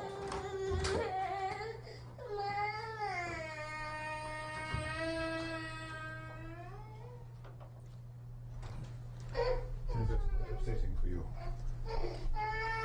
Shame, I feel. But she'll survive. The key moment in the experiment is the child's reaction to her mother's return. Hi. Hi. It's okay. The important clue is whether the baby's able to become calmed down by the contact with the mother, get back to play. Sometimes it takes a couple of minutes. You see, when the mother was out, she was only interested in the mother, no interest in the toys. Now she has a contact with the mother, she's beginning to show a little interest in the environment, and shortly she'll be right back with the toys where we started. So you would call this a secure one? Yes, yes. She's certainly much happier. Now this is another pattern that we see in babies who are not good at using their mother as a secure base at home. This baby is also insecure. But you'll see, we get a look at his play before the separation. The mother's left, and when she returns, she picks him up. He can't calm down. He's still upset. She offers a toy to amuse him or to comfort him or to distract him, and he slaps it away. She offers another. He slaps it away. He's angry. We call these babies resistant or ambivalent because they both want her back and yet can't use the contact. We think that the difficulty is that in the past, when he sought comfort, she's been inconsistent as to whether she's available and responsive or not. Now, and this is an insecure baby. We get the measure of the baby's play before the separation. When the mother leaves, the baby cries, goes to the door following her. Now, we sent the mother right back in. The point here is not to distress the baby. We're just trying to challenge it. The baby puts her hands to her face in a sad expression, puts her face down. When she picks her up, she keeps her head down, her arms out, and then she sits in the chair holding the baby. The baby's still sullen. He's low-keyed. So you would call this insecure attachment? Yes, insecure. He's avoidant. He's not engaging her, and it's not the reunion's not effective. And it's important to remember here that the thing that upset him was her absence. Her return should be the solution to his problem. Do you think these really are indications for vulnerability for depression later in life? Vale, puedes dejarlo aquí. I don't think that insecure attachment. No vemos en el vídeo el apego desorganizado porque probablemente se definiera un poquito después. Y también porque el apego desorganizado es más difícil de verlo en una sola actuación. Para medir el apego no tienen en cuenta una sola salida, sino que por lo menos tiene que haber 7. O sea que es un poquito complicado de experimentar. Pero bueno, se puede ver perfectamente cómo se evalúa. No tiene nada de proyectivo. Esto es experimental puro y duro. Y desde luego no tiene nada de ambiguo. Es muy claro, ¿el niño llora o no llora? Por último, quería enseñaros estas 2 joyas que yo me he encontrado por casualidad, porque son súper útiles. Se me ve, ¿no? Se ve el... Sí, se ve perfectamente, Martina. Sí. Vale, esta es la evaluación de la competencia parental, que tiene escalas para padres y escalas para hijos. La escala para hijos de este test solamente es a partir de 10 años. Competencia parental percibida. Y son rarísimos los test en los cuales tenemos esta comparación. Ya os digo, son 2 instrumentos que vienen desde el ámbito educativo con la teoría del apego como base, y este manual creo que cuesta 12 euros. Fotocopias las escalas, lo corriges con la plantilla. Es una muestra pequeña, es verdad que es una muestra que se hizo en Cáceres, pero fue específicamente diseñada para el equipo psicosocial, para los servicios sociales, o sea que... Y la puedes utilizar muchas veces, por un precio mínimo. Y quería enseñaros también este otro, el de identificación prácticas educativas familiares. Decir que José María Román fue profesor mío. Lo bueno que tiene este test es que tiene escala para adultos, ¿de acuerdo? Con lo cual podemos comparar a los niños con sus cuidadores, escala para niños, escalas abreviadas, y tiene una manera tiene una escala hecha para niños pequeños de 3 años con dibujitos, que es lo mismo, son las mismas situaciones. Está hecho en situaciones, está basado en las historias incompletas. Son situaciones en las cuales se les pide al niño que diga lo que haría su padre en esa situación. Por ejemplo, y me gusta mucho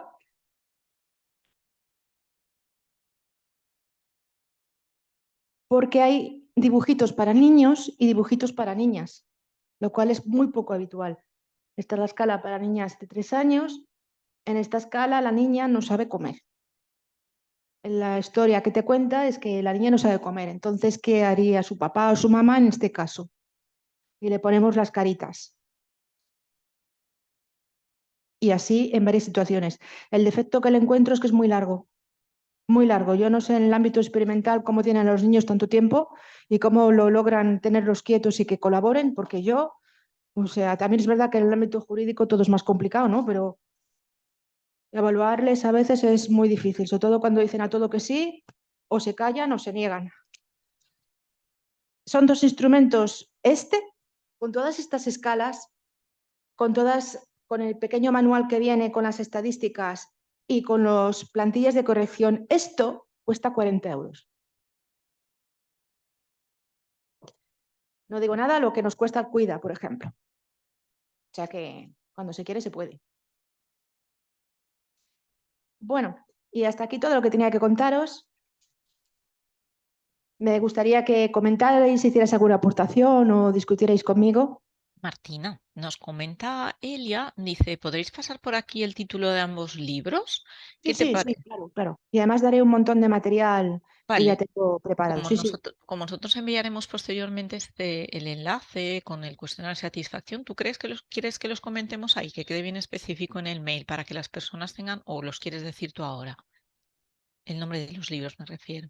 No, sí, yo enviaré todo el material y, Genial, y el Power lo genial. enviaré por correo. Ah, O sea, el genial. material este no, Ya, pero sí ya. que la bibliografía y todo lo enviaré por correo. Ya la Genial. próxima semana porque voy de cabeza. Vale, nos dicen las compañeras que sí, genial, lo podemos especificar todo, es mucho más práctico, nos Sí, dicen sí, por sí. el chat. Todo lo enviaré por escrito, sí, porque además me parece que estos materiales tienen que difundirse un poco más y salir del ámbito educativo porque me parecen muy Perfecto. bien hechos, muy útiles y muy asequibles. Estamos en grabación aún, Martina. ¿Qué te parece? ¿Paramos y que quien quiera Sí, se anime? Sí, venga, vamos a parar sí. y así vamos aquí a detenerlo. Detenemos.